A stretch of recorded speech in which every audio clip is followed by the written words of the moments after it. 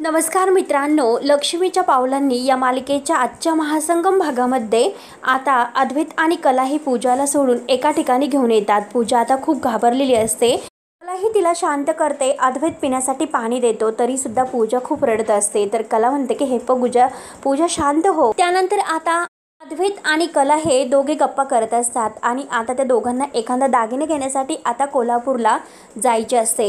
म्हणून आता तो अद्वैतला फोन करतो। तर अद्वैत आता खूप घाईत असतो आणि एकतर त्याला हे टेन्शन असते, म्हणून तो अर्जुनला म्हणतो की अर्जुन, अरे मी तुला नंतर कॉल करतोय। तेव्हा मात्र आता फोन कट केल्यानंतर सायली विचारते की अहो काय झालं।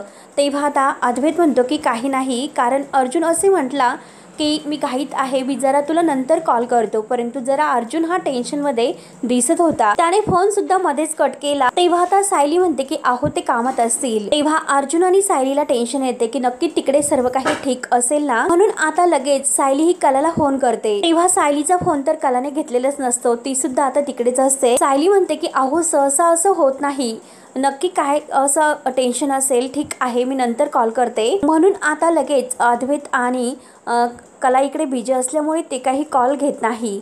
त्यानंतर मात्र आता इकडे कला ही अगदी पूजाला समजावत असते, तर पूजा बिचारी खूप रडत असते। कला तिला शांत करत असते की हे बघ पूजा, तू शांत हो, कारण इथे तू पूर्णपणे सुरक्षित आहे। विश्वास ठेव पूजा तू माझ्यावर, आणि जे काही घडलेलं आहे तर त्यामुळे राहुलवर नक्की अगदी कडक कारवाई होईलच। पोलीस नक्की त्याला धरून घेऊन जातील, मला मात्र त्याच्या कर्माची फळेही भोगावीच लागतील। त्यामुळे हे बघ पूजा, तू घाबरू नकोस, हे माझं आणि चांदेकरचं तुला वचन आहे की तुला काही होणार नाही म्हणून। अद्वैतला तर फार असं टेन्शन आलेले असते, कारण आता त्याचा म्हणजे भाऊ मानलेला आहे राहुल। आपण त्याच्यावर इतकं भावासारखं जीवापड प्रेम केलं, त्याने आपल्याला किती मोठा धोका दिला याचा आता अद्वैतला खूप टेन्शन आलेले असते। तेव्हा आता कला ही पूजाला म्हणते की तू थोडा वेळ आराम कर आणि शांतपणे पड, तुला काहीही होणार नाही, तोपर्यंत मी आणि चांदेकर जाऊन येतो। तेव्हा मात्र आता पूजा ऐकत नाही। पूजा म्हणते की नाही, कारण पूजा बिचारी खूप घाबरलेली असते। ती आता कलाला म्हणते की नाही मॅडम, प्लीज तुम्ही मला सोडून जाऊ नका, प्लीज येथेच माझ्याजवळ थांबा। तेव्हा आता अद्वैत म्हणतो की हे बघ पूजा, अगं काही होणार नाही, मी तुला म्हटलं ना आम्ही दोघी सुद्धा इथे तुझ्या सोबत आहोत। डोक्यातील सगळे काही विचार आहे ते बाजूला काढून ठेव आणि शांतपणे इथे पडून राहा, आम्ही आहोत ना तुझ्या सोबत, बस तू खाली आणि जरा हिमतीने घे। हे बघ पूजा, अगं एवढं सगळं काही घडलं, मग राहुलला शिक्षा तर व्हायलाच हवी। तेव्हा कलाही आता अद्वैतला म्हणते की चांदेकर, हे बघ काही करून आपल्याला कसे पण करून त्या राहुलला प्रकाशात आणायलाच हवे। आणि तेवढ्यात बाहेर कसला तरी आवाज होतो, तर पूजा इतकी घाबरते तर ती कलाच्या मिठीत येते आणि खूप रडत असते। तेव्हा आता कलाही तिला जवळ घेते आणि शांत करत असते। त्यानंतर आता इकडे सायली आणि अर्जुन या दोघांना खूप टेन्शन येते। सायली म्हणते की अहो बघितलंस ना, कलाने अजूनपर्यंत फोन तर केला नाही, परंतु ती फोन सुद्धा घेत नाही, नक्की काय झालं असेल, कसलं टेन्शन असेल तिला। तेव्हा आता अर्जुन हा पूर्णाजी आणि कल्पनाला म्हणतो की हे बघा आम्ही जरा कोल्हापूरला जाऊन येतो। तेव्हा आता पूर्णाजी म्हणते की अरे कोल्हापूरला, म्हणजे तुम्ही तर एकदम भाजी मार्केटमध्ये गेल्यासारखं बोलता। तेव्हा अर्जुन म्हणते की हो, कोल्हापूर येथे जवळच आहे, असे गेलो आणि असे आलो। तेव्हा आता कल्पना विचारते की कोल्हापूरला कशाला। तर आता सायली म्हणते की अहो पूर्णाजींनी सांगितलं ना, बाळकृष्णासाठी एखादा दागिना हवा आहे, तोच दागिना घ्यायला जातोय। तेव्हा आता पूर्णाजी विचारते की अगं सायली, दागिना घेण्यासाठी कोल्हापूरला का, म्हणजे त्या चांदेकरांकडे का, भालचंद्र चांदेकर यांच्याकडे का।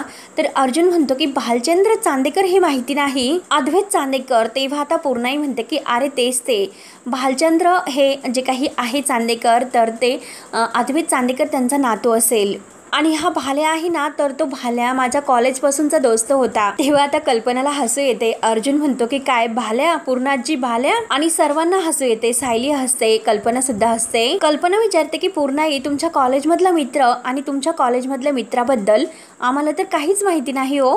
पूर्णाजी म्हणते की कधी मध्ये कॉन्टॅक्ट होत असतो, परंतु आता इतकं काही भेट वगैरे नाही।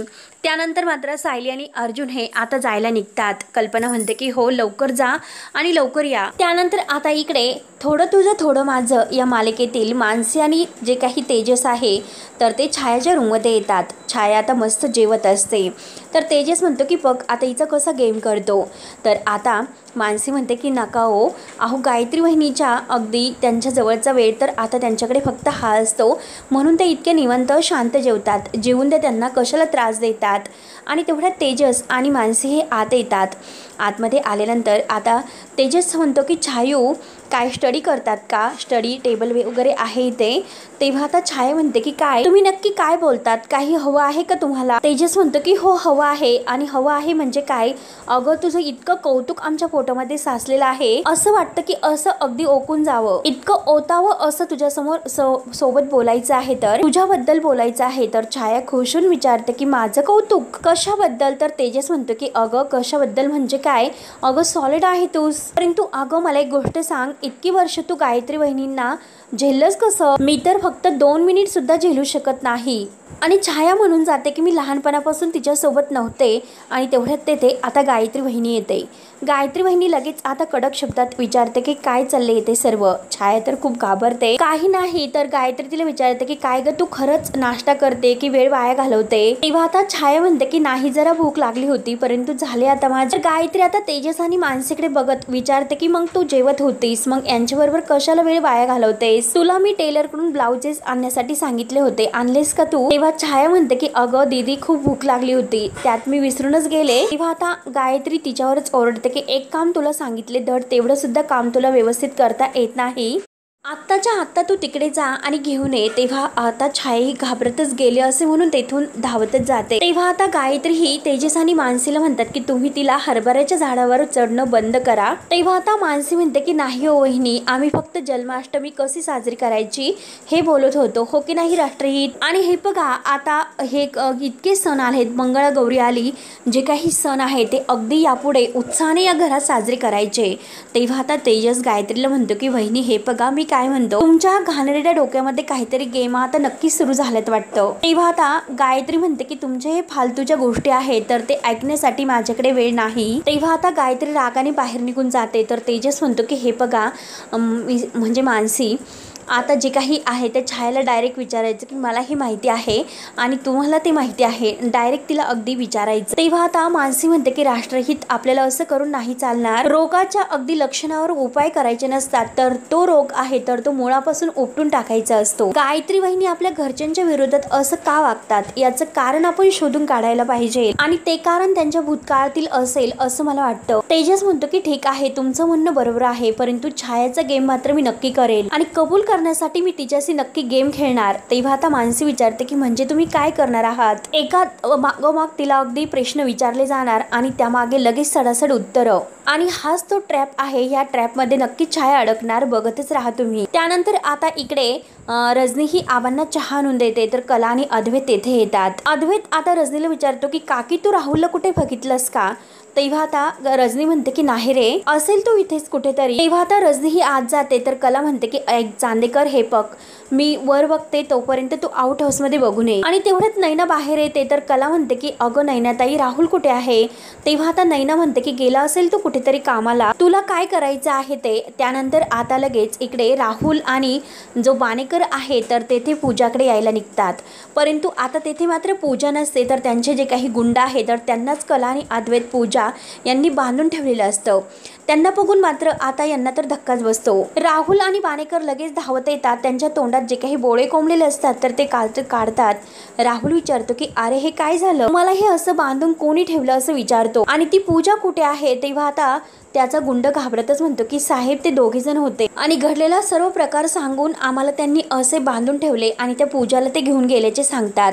राहुल आता यांच्यावरच ओरडतो, बावट आहात का तुम्ही, अक्कल वगैरे काही आहे की नाही आणि काय करायचं आता. राहुलला खूप टेन्शन येते आणि तेवढ्यात राहुलला तेथे समोर कलाची अंगठी दिसते आणि कलाची अंगठी तो उचलतो आणि ही तर कलाची अंगठी आहे असे तो ओळखतो. म्हणजे याचा अर्थ असा होता की नक्की काल रात्री जेव्हा मला कला इथे दिसली होती तर तो माझा भास नव्हता. तर म्हणजे आता नक्की कलाच आली होती, त्यासाठी मला त्या पूजाला लवकरात लवकर शोधावं लागेल. ती जर त्या कलाला भेटली आणि त्या दोघी जर पोलीस स्टेशन मध्ये जर गेल्या तर मात्र माझं काही खरं नाही. म्हणून राहुल आता खूप टेन्शन मध्ये येतो आणि नक्की आता यापुढे काय करायचं आहे त्याचा तो प्लॅन करतो. त्यानंतर आता इकडे आबा हे अद्वैत आणि कलाला विचारतात की अरे काय झालं, तुम्ही का अगदी राहुलला शोधतात. तेव्हा आता नैना तेथे असते म्हणून मुद्दाम आता कला ही वेगळंच बोलायला जाते.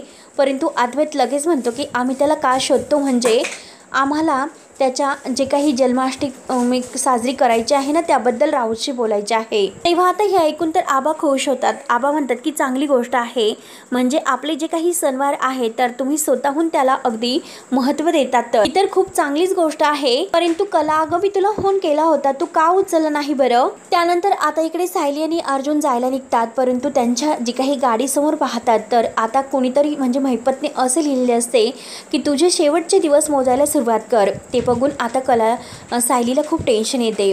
तेव्हा आता सायली म्हणते की नक्की हे आता महिपतचंच काम असेल, त्यानेच हे सर्व केले असेल। तर आबा म्हणत असतात की अरे कला आणि अद्वैत, तुम्ही जर पोरांनी फोन उचलला नाही तर घरच्यांना खूप टेन्शन येते। तेव्हा आता कला म्हणते की सॉरी आजोबा, पुन्हा असं नाही होणार। तेव्हा आता आबा म्हणतात की ठीक आहे, तुम्ही तोपर्यंत काहीतरी खाऊन घ्या, मी आंबाबाईला जाऊन येतो। आणि तेवढ्यात कला आपला मोबाईल पाहत आणि डोक्याला हात लावून म्हणते की अरे देवा। अद्वैत विचारतो की काय ग कला, काय झाले? तेव्हा आता कला म्हणते की चांदेकर, अरे सायलीचे 6 मिस कॉल आहेत आणि मी बघितले सुद्धा नाही। तेव्हा आता अद्वैत म्हणतो की हो, अर्जुनचा सुद्धा मला कॉल आला होता, मी त्याच्याशी बोललो, मी त्याला सांगितलं की मी गडबडीत आहे, तुला नंतर कॉल करतो। तेव्हा आता कला म्हणते की चांदेकर, खरंच आपण किती मूर्ख आहोत, आपल्याला इतके चांगले मित्र असताना आणि अर्जुन इतकी मदत आपल्याला या गोष्टीसाठी दुसरं कोणीही नाही करू शकत। अरे त्याचा तर समोरून फोन आला आणि आपण त्याच्याकडे दुर्लक्ष केले, मला असं वाटतं की आपण त्याचा सल्ला घ्यायला हवा। तेव्हा आता नैना तेथे ऐकत असते, तर अद्वैत म्हणतो की हो, माझं लक्षच नाही गेलं।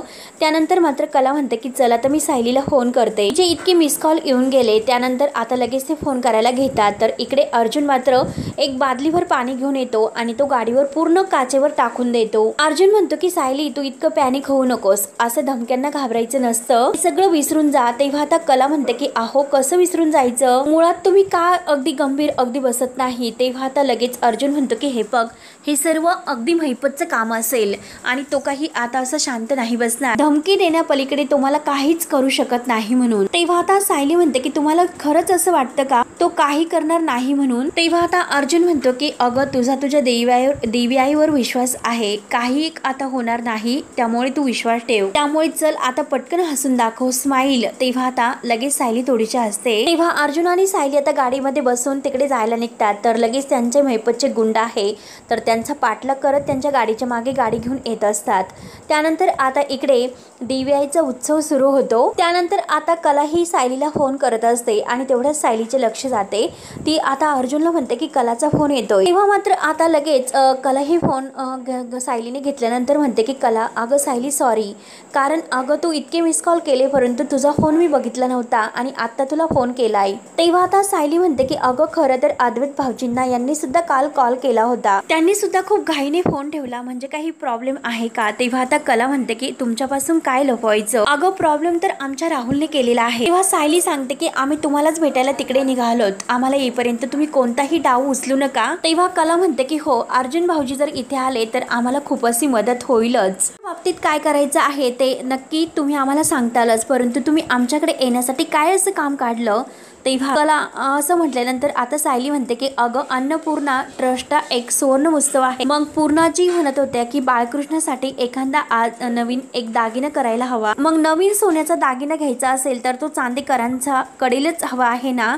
तेव्हा आता कला खुशून हसते आणि म्हणते की अगं सायली, हा तर आमच्यासाठी खूप एक मोठा मान आहे, या मी तुमची वाटच पाहते। तेव्हा आता सायली म्हणते की हो शांत राहा, आम्ही येतोय आणि सगळं काही ठीक होईल। त्यानंतर आता इकडे राहुल सुद्धा गाडीतून अगदी स्पीडने येत असतो आणि त्यात त्याला नैनाचा फोन येत असतो, परंतु राहुल काही आता त्या नैनाचा फोन घेत नाही, वैतागून तो आता फोन बाजूला ठेवतो। आणि त्याच रोडने मात्र आता अर्जुन आणि सायली सुद्धा गाडीतून येत असतात आणि जे काही गुंड महिपतचे गुंड आहे तर ते यांचा पाठलाग करत त्यांच्या मागे येत असतात। राहुल सुद्धा आता त्याच रोडने स्पीडने जात असतो आणि तेव्हा मात्र आता जे गुंड आहे तर त्या गुंडाने आपल्या गुंडांना फोन करून सांगितलेलं असतं की कला म्हणजे जी सायली आणि अर्जुन आहे तर त्यांची गाडी जवळ येत आहे आणि जो काही वरून आता दगड आहे तर तो गाडीवर अगदी टाकायचा असतो।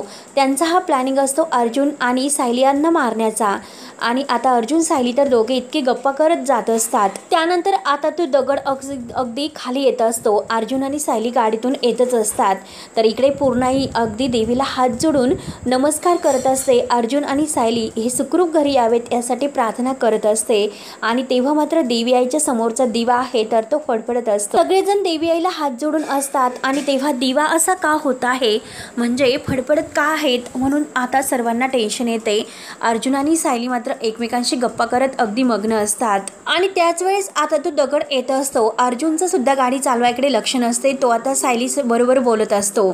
आणि तेव्हा मात्र आता इकडे पूर्णाई आणि कल्पना यांना खूप टेन्शन येते की देवी आईचा काय नवीन संकेत असेल. आणि आता राहुल अगदी घाईतच गाडी चालवत येत असतो. इतक्या घाईत असतो की त्याचं सुद्धा आता समोर लक्ष नसते. तो इतक्या स्पीडने गाडी चालवत असतो. आणि जसा आता हा दगड आहे तसा येतो राहुल आणि अर्जुन आणि सायली यांच्या गाडीचा अगदी समोरासमोर येऊन अपघात होणार असतो. आणि त्याच वेळेस तो दगड येतो तर आता त्या जागी अर्जुन आणि सायलीची गाडी ही बाजूला पुढे जाते. आणि हा दगड आहे तर तो राहुलच्या गाडीवर येऊन आदळतो. राहुलच्या गाडीचा एक खूप मोठा अपघात होतो. आणि राहुलला आता इतका जबर मार लागतो, त्याच्या डोक्यातून रक्त येत असते. परंतु आता मात्र सायलीला ते आठवते की लहानपणी जेव्हा तिची आई आणि बाबा हे गाडीतून जात असतात आणि आता जे अपघात त्यांचा त्यावेळेस घडवला गेला होता तर तिला ते क्षण आठवतात. सायली इतकी घाबरते. ती आता म्हणते की थांबवा, गाडी थांबवा, गाडी थांबवा असे ओरडत असते आणि अगदी जोरजोराने आपले कान दाबत असते. तर अर्जुन विचारतो की सायली अगं काय, शांत हो. तेव्हा मात्र आता सायली डोळे उघडते तर समोर जो काही भूतकाळ घडलेला आहे तो सर्व तिच्या डोळ्यासमोर दिसतो. तेव्हा ती मागे वळून पाहते आणि त्यांच्या गाडीचा अपघात तिला जेव्हा लहानपणी झालेला आहे ते सर्व आठवते. तर अर्जुन म्हणतो की हे बघ सायली, शांत हो. त्यानंतर आता इकडे पूर्णाईने दोन्ही हाताने आपला दिवा हा विझवण्यापासून म्हणजे ठेवलेला असतो तेजत. आणि आता सर्वजण खूप टेन्शनमध्ये असतात की नक्की काय असा संकेत देवी आई देत असेल, दिवा असा का असा विझण्याचा प्रयत्न होत असेल. पूर्णाई आता देवी आईला हात जोडते की देवी आई अगं या घरावर कोणतंही संकट येऊन देऊ नकोस, माझ्या मुलाबाळांना सुखी ठेव ग देवी आई. त्यानंतर आता अर्जुन घाईने गाडीच्या खाली उतरतो आणि तो सायलीला शांत करतो, तिला पाणी पिण्यासाठी देतो आणि म्हणतो की हे बघ सायली, शांत हो, काही एक होणार नाही. तर समोर त्यांच्या मागेच आता राहुलची गाडी तेथे अगदी त्या दगडाला आदळलेली असते आणि त्याच्या गाडीतून आता धूर निघत असतो. राहुल तर बेशुद्ध असतो. अर्जुन म्हणतो की हे बघ सायली, शांत हो, आपण एकदम ठीक आहोत, काही झालेले नाही, हे बघ शांत हो. तेव्हा मात्र आता सायली म्हणते की दुसरी गाडी. तेव्हा म्हणजे अर्जुन म्हणतो की दुसरी गाडी आपल्या समोरून. आणि तेव्हा आता ते मागे वळून पाहतात आणि त्यांना तर आता धक्काच बसतो. म्हणून धावतच आता दोघे त्या गाडीजवळ येतात. तेव्हा मात्र दोघेही गाडीत येतात आणि दरवाजा उघडतात तर त्यांना राहुल दिसतो. तेव्हा अर्जुन म्हणतो की हा तर राहुल आहे. तर सायली सुद्धा म्हणते की हो, हा तर कलाचा धीर आहे. तेव्हा सायली म्हणते की नक्की हा कोल्हापूर सोडून पळून जात होता. तर त्यानंतर मात्र आता इकडे जे काही गुंड आहे तर ते महिपतचा त्यांना कॉल येतो. तर तो गुंड म्हणतो की तुम्ही सांगितल्याप्रमाणे आम्ही त्या गाडीवर दगड तर टाकला आणि आता मात्र म्हणजे दुसरीच एक गाडी मध्ये आली आणि सुभेदारांची बायको वाचली. त्यानंतर आता इकडे तेजस आणि मानसी छायाकडून सर्व काही सत्य वधून घेण्यासाठी तिला प्रश्नांचा मारा विचारतात. एकामागो एक असे प्रश्न विचारले जातात आणि छाया त्याची उत्तर देत असते. आणि बस स्टॉपचं नाव आहे तर ते पनवेल सांगितल्यानंतर तेजस लगेच म्हणतं की वा वा छाया, तू जिंकलीस. छाया म्हणते की हो ना, मग चल माझं बक्षीस दे. तेव्हा मात्र आता लगेच छाया म्हणते की आता मी तुला प्रश्न विचारते, तुझा आवडता रंग कोणता.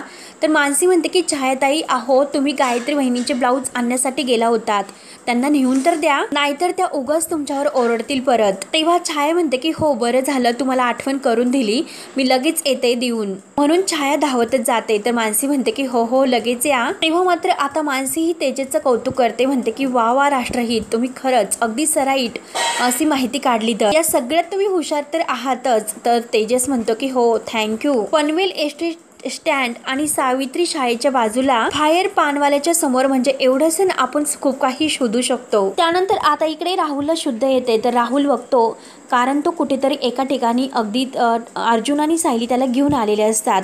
तेव्हा डोळे उघडतो आणि कुठे आहे असं तो स्वतःला विचारत असतो.